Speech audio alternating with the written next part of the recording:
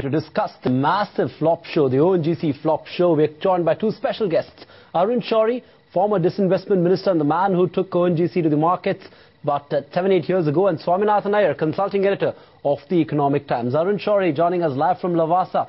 What do you make of the way the government handled this entire ONGC share sale? It's a Maharatna that you took to the primary market several years ago. Any fool could have said that the market will correctly assess this, that this is not an indication of the government's commitment to reform. These kinds of minority sales are just a desperate bid by this government to fill a fiscal hole. And this is the worst kind of disinvestment that can take place. It is exactly what Manmohan Singh did as finance minister.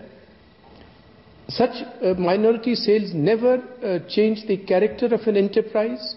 Second, the money which is raised disappears in this fiscal hole.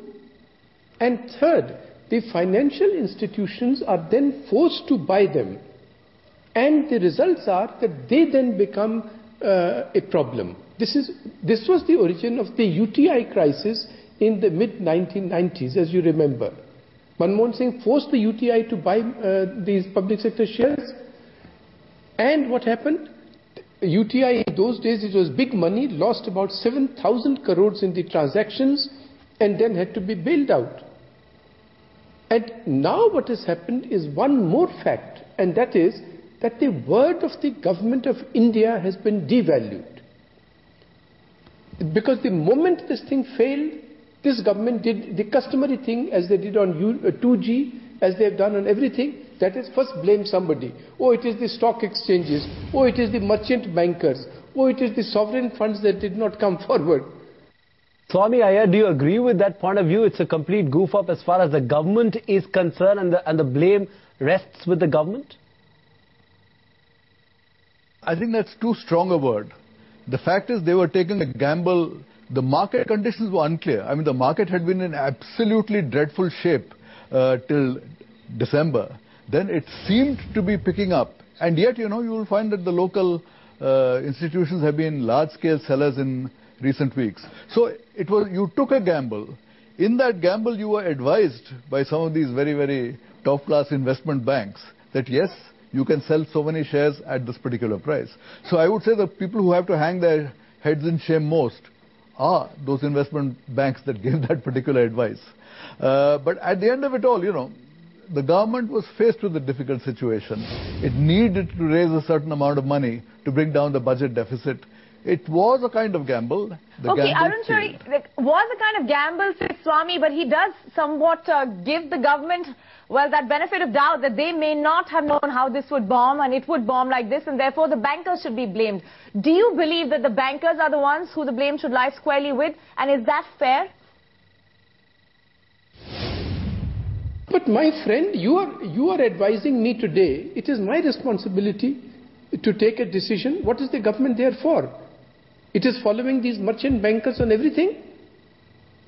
Yes, merchant bankers should not be trusted. They are one of the inputs which the government should receive. You can't say that the whole finance ministry and all these financial institutions of the government are waiting for some HSBC or some fellow to tell them. Every time I went for disinvestment, these financial advisors would tell us something. No, sir, the market is not deep enough. Maruti will not succeed. Price is too high. Maruti was oversubscribed 90 times. Respond to that, Swami. The buck stops with the North Block, says Arun Shourie. The government could have been more cautious, could have better timed this, seemed like it was in a bit of a hurry. You think so? No, I would say that the right thing for the government would have been to be led by the investment banks on the issue.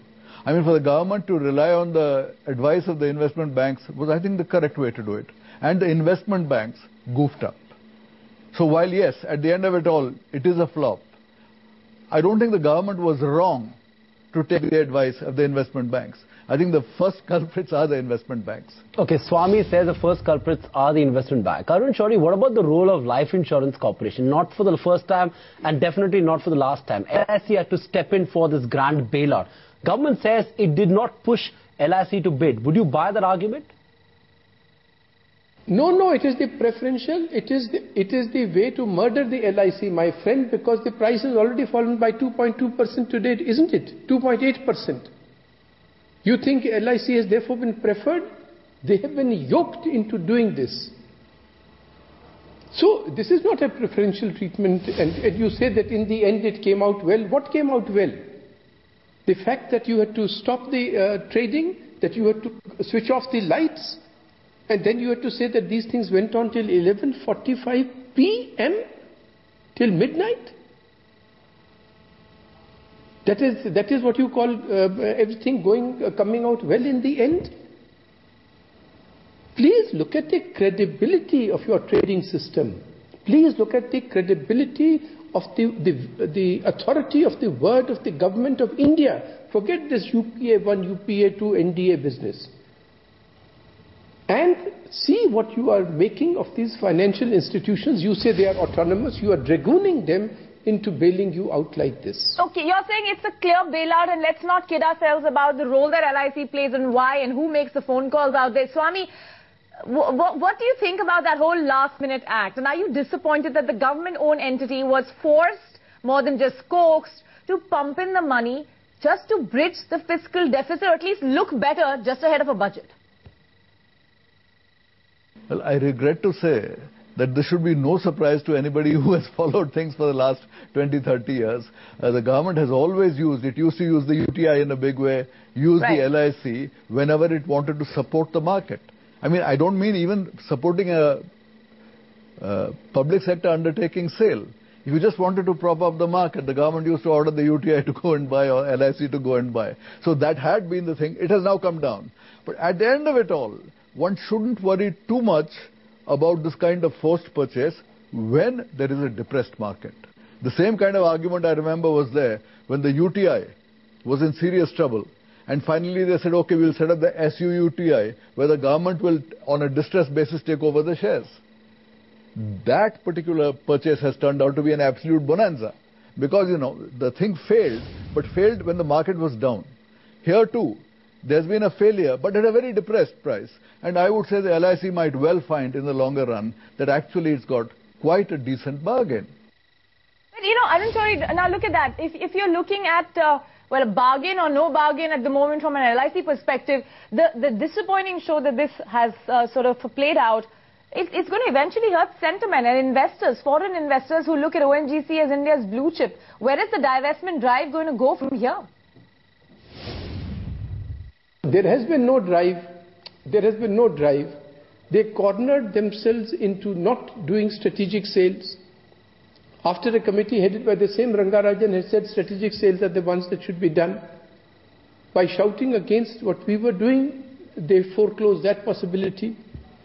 Then they said we will do these minority sales, which were obviously only to plug deficits. Those they have not been able to do. Until now they were blaming the world economic situation. Now they are blaming technical glitches and merchant bankers. Never their responsibility, isn't Never their responsibility. Swaminathan Iyer, coming on that. What is going to be the impact of this? You know, we are talking about, let's look ahead into FY13. Do you think this is going to dampen investor sentiment and the government is going to think twice before it goes in for any other divestment?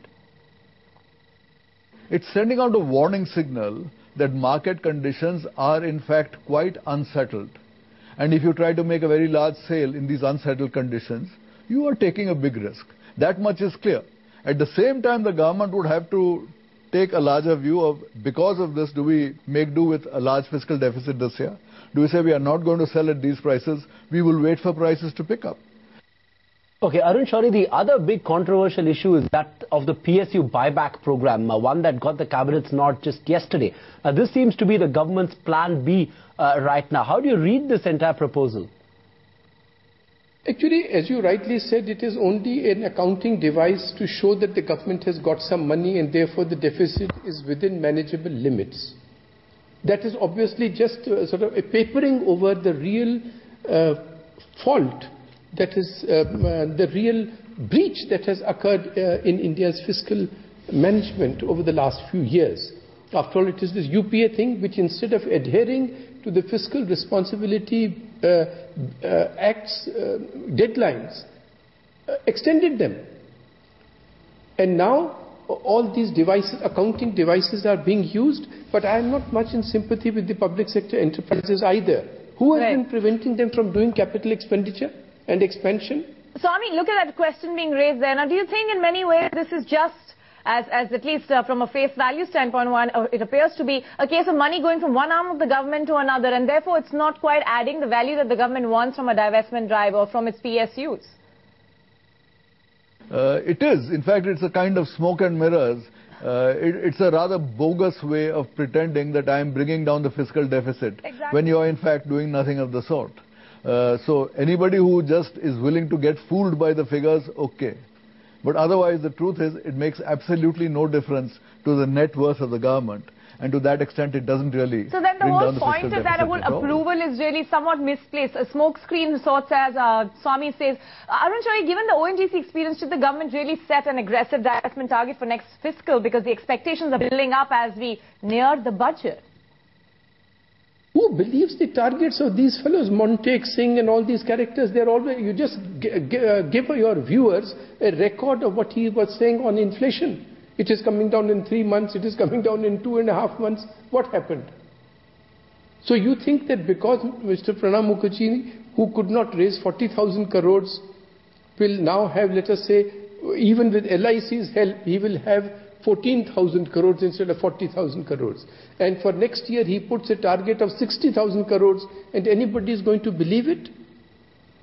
And please remember, this is the last budget on which anything substantial can be done, because next year's budget is going to be only an election-oriented budget.